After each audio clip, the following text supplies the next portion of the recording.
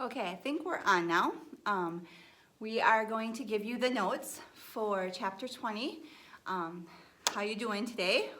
I guess this is probably Monday for you. It's not Monday for me, but it's hopefully had a nice weekend. It was supposed to be nice and sunny and warm. I have your review sheet, the U.S. study sheet, so make sure you get that. You grab that because what I'm going to try to do, I'm going to try to give you a brief history lesson, but giving you all the notes over that. And so I have it on our, just like I usually do, the PowerPoints.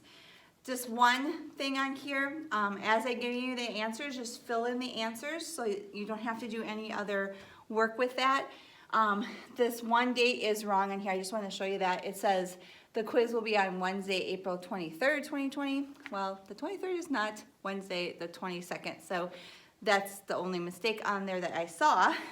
So if you would just remember that Wednesday the 22nd is your quiz, and that's what this paper will help you. And I gave you another video that explained about the Tuesday's game, so that I'll let you do that. Okay. All right. So what I'm going to do right now is go through this. This, of course, was over World War II. You might not see me all the time, but that's okay. Just look at the screen. We have the world at war. Again, this was Revenge of the Germans. We talked about World War I, where the Germans were pretty much deemed the people that were held at fault. And so kind of, I guess, this term, the Revenge of the Germans, came out. Okay? So we have the rise of dictators. I hope that you can see that pretty well. It says that Germany was blamed for causing World War I and had to pay $33 million in war damages. You don't need to know this. This is just kind of review from last quarter, but that was called reparations. In the 1930s, a period of economic hardship gripped the world, and we know that was called the Great Depression. So that was from previous chapter. And because of World War I and with the Depression, citizens in two countries, especially Italy and then also Germany, was widely affected. And they then, of course, rising from there, became two dictators. And here's a good picture of them. And this one right here on this side, he was the one that took over Italy. So this is number one on your people to know. His name, Benito Mussolini, led Italy to become the first fascist country. So if you look here, this is the first name you need to write in, a number one of people to know. So Benito Mussolini, all right? And he was, of course, the Italy. And when they talked about fascism, fascism is kind of, I see that it's a little bit hard to see. I'll try to move it up a little bit. How's that? Then you can see it better. Fascism is a form of socialism. It did allow for some private-owned companies, but they were very strictly run by the government, and there was no private property. People had to work where the government told them. There was not very much freedom in that regard. Okay? Okay, now we'll go to the next slide. You can always pause it if you don't get something, which is nice because you know sometimes how I like to go fast, and we probably need to go a little faster so this doesn't take so long.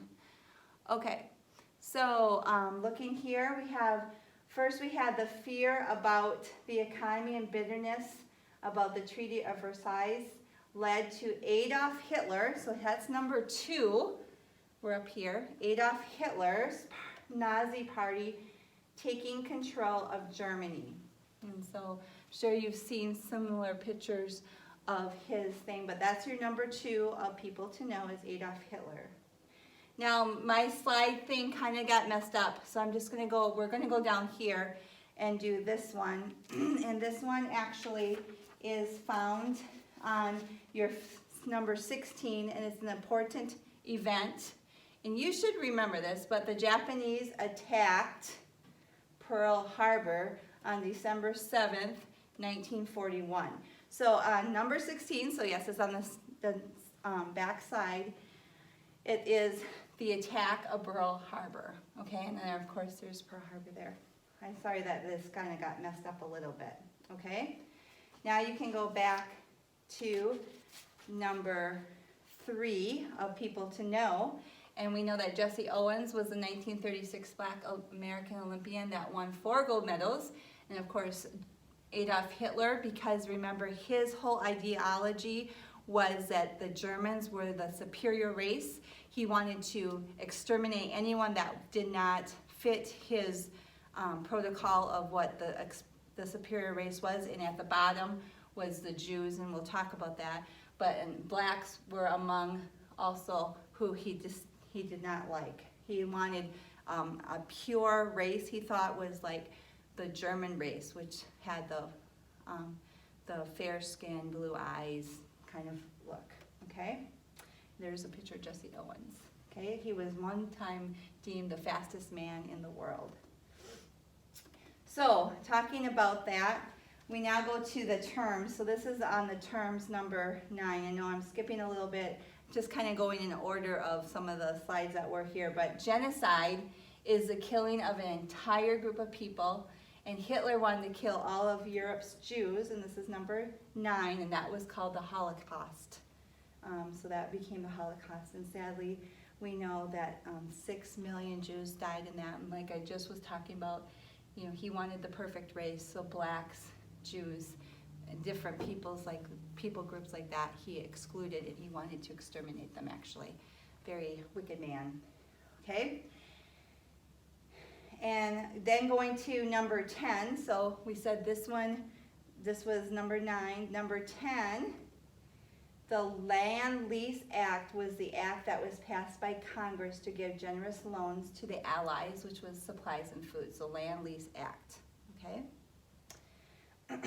All right. Going on from there, this is actually Pearl Harbor. This is, I don't know how well you can see that, but these are some of the ships that they were attacked on. Oklahoma is well known as one of the main ships attacked. Here, another picture of it. This is what it looked like as the Japanese came down what they called Battleship Row, and they just took out all of these planes. So that was in 1941. You need to know the state, you need to know all of this stuff, but that date's very important. That was the attack in Pearl Harbor. That's when we, a couple days later, entered the war, the Americans, and it was because of this attack. Okay, so that's kind of a cool picture too. So now we have the Axis power was forming: Germany, Italy, Japan. Those 3 main ones. There was other countries that were added with them, but they were the main. And our allies, these are the main 4. We have the United States, Great Britain. The Soviet Union started with Germany, but of course Hitler came and pretty much attacked the Soviet Union later on. He wanted to control the Soviet Union, and so then the Soviet Union asked the Allies for help. The Allies poured lots of money, and especially the United States, into helping the Soviet Union and helping build up their arsenal and all their weapons, which will come back later to haunt us. But we did that to stop the German attack. And then, of course, China was in there. Japan attacked China first. Think about all the missionaries that were there. Gladys Aylward, the Eric Liddell, some of those missionaries that you know that were in China, they left, or some of them were killed during this time when Japan came into China. So those are the allies. You don't need to know those, but it's good to know those just for history reference so you know what side people were on. Okay, so now we go to some more people. Number 4, Dwight D. Eisenhower is your answer. What did he do? He was the Allied troops. He led the Allied troops. He was the American commander that took over during this time. So Dwight D. Eisenhower is your answer for number 4. And here's a picture of him. He mostly was in so we have 2 fronts. We have the Western Front and the Eastern Front, and then we also have the Pacific Ocean. So I guess there's like 3 fronts of the war. The Western Front was with Germany, and that's where Dwight D. Eisenhower takes over there. Another man that helps is George S. Patton Jr., and that's your, let's see, what answer is that one? That's number 5. and he led the Allied troops to victory over Italy, and then he eventually liberates Rome. Remember, Italy actually turned on Mussolini. They didn't like what was happening. They saw that actually the people there saw that he was corrupt. So they actually take and imprison him and take over their country, and the Allies came in and helped them do that, and then they liberated Rome, which was the capital where Mussolini was. Remember, his whole idea was to resurrect the Roman Empire, and so to do that, he set himself up in Rome trying to resurrect that, but then, of course, thankfully, his own people helped to end his reign. So there's George S. Patton also. Okay, then we have some battles, some famous battles. And so this is going to actually be on the events. And this one actually is number 21. So I'm sorry, you have to do a little going back, but go in the back page, number 21. Germany's last offensive surge was at the Battle of the Bulge. So Germany tried one more time. They were already starting to wane. They got caught up in Russia with the Eastern Front. The winter came. Remember from history, he needed to learn something from history, and we'll talk about that in next year. Both of you will have the history of the world. We'll do a world history, and we'll study this in great detail. I'm just kind of giving you the American side, but he got caught up, Hitler did, in Russia.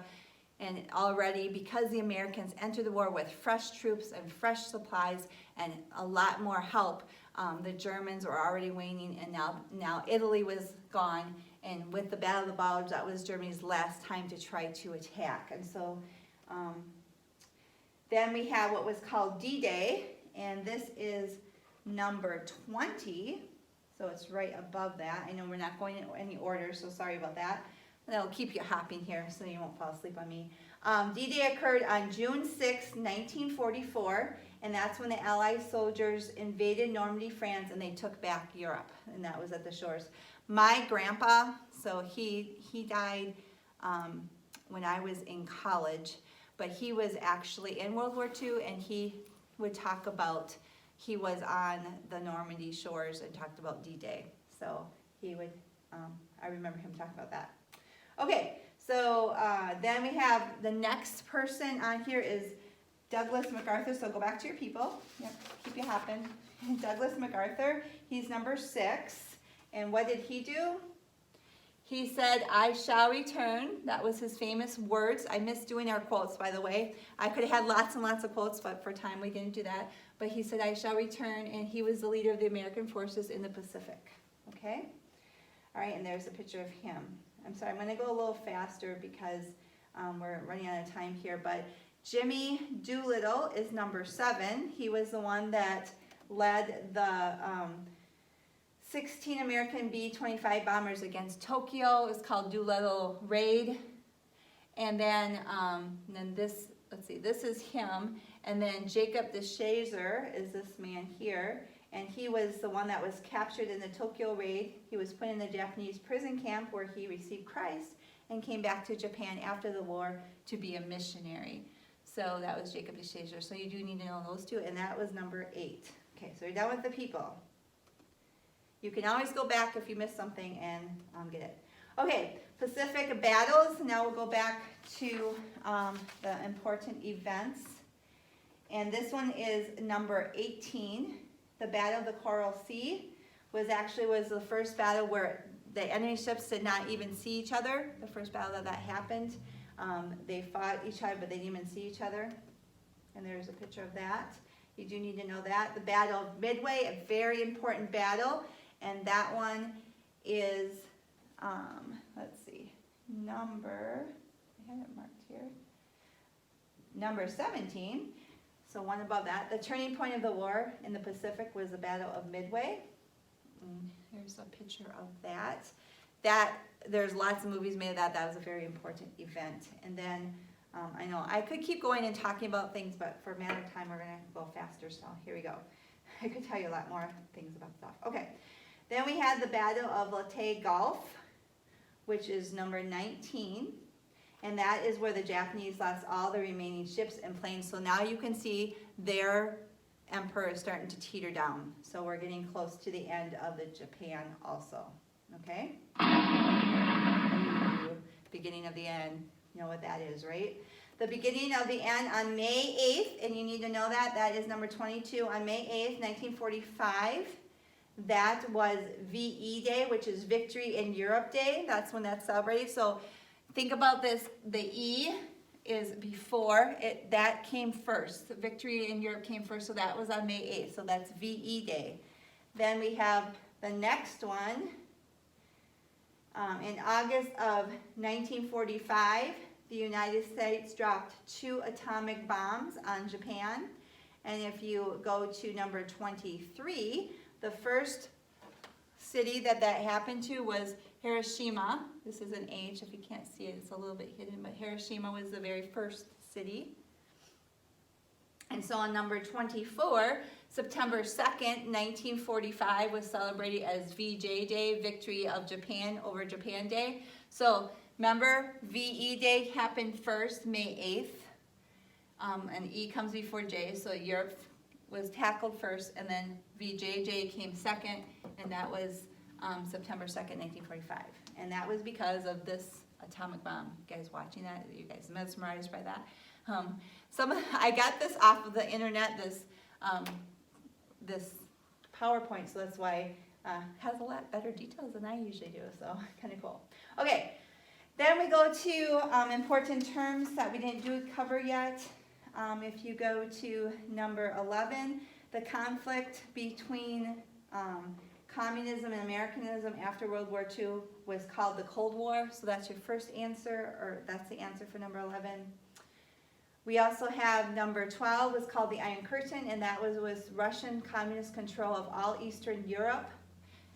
So here's Russia. They controlled Eastern Europe, and that happened mainly because we as Americans helped them win Germany. We built up their economy only to have that come crashing back to us because now this Joseph Stalin and the communist regime wants to take over the world. I don't know if you guys can see that map very good. It doesn't look like you can see it very well.